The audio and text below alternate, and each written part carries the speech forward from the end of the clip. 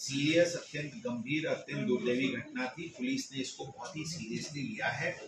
Immediately इस प्रकरण में एसीपी दर्जा के अधिकारी को इन्वेस्टिगेशन दी गई थी। 304 आईपीसी जो culpable homicide not amounting to murder का सेक्शन है वो इस केस में अप्लाई किया गया था। मैं रिपीट करना चाहूंगा कि इसमें 304 ए जो कि नॉर्मली एक्सीडेंट में लगाया जाता है वो सेक्शंस नहीं लगाए गए थे। इसमें 304 सेक्शन लगाया गया था। पुलिस ने अत्यंत गंभीरता से इस प्रकरण को लिया था।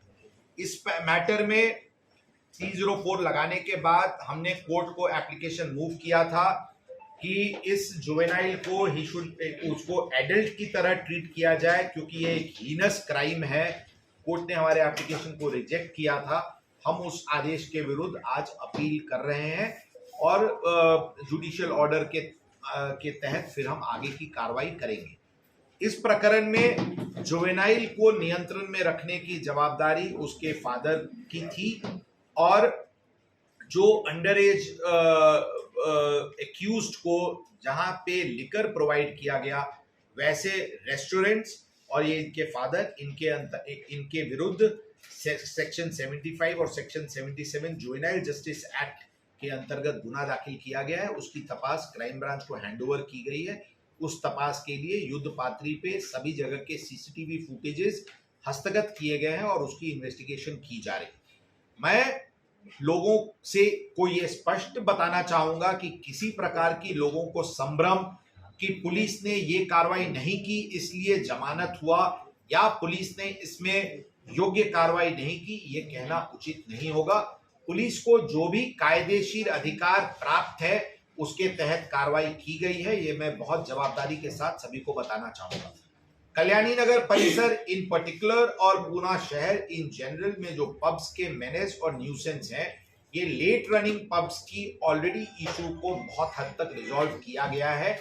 लेकिन पब्स के बाहर जो डिसऑर्डरली कंडक्ट, जिस समय क्राउड निकलती है या अंदर जाती है, या फिर अंडर एज लोगों को जो लिकर सर्व किया जाता है, या कुछ ट्रैफिक के इश्यूज हैं, इस पे करेक्टिव स्टेप्स लेने के लिए कल से हमारे वरिष्ठ अधिकारियों के साथ हमारी चर्चा हुई है।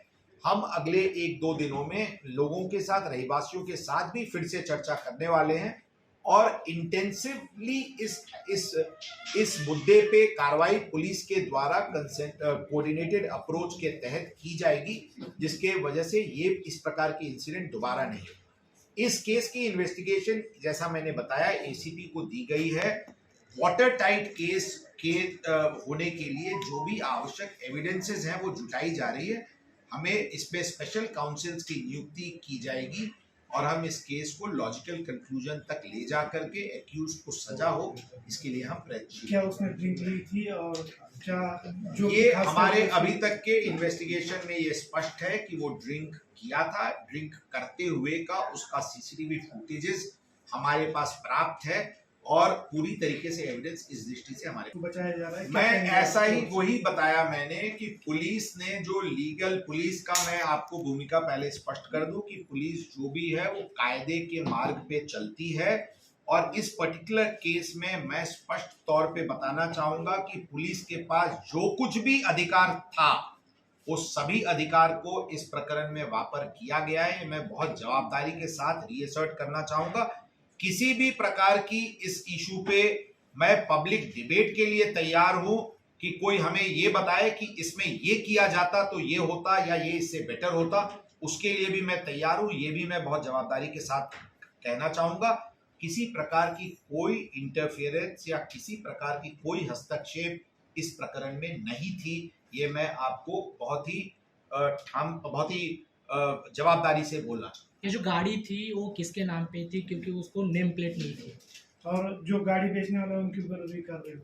देखिए, गाड़ी में नंबर प्लेट नहीं थी, इसलिए हम ऑलरेडी उस विषय पे चौकसी में हमारी मैंडेट है कि ये किस डीलर ने इसको बेचा और बिना नंबर प्लेट की ये गाड़ी क्यों शोरूम से, किस परिस्थिति में शोरूम से बाहर आई।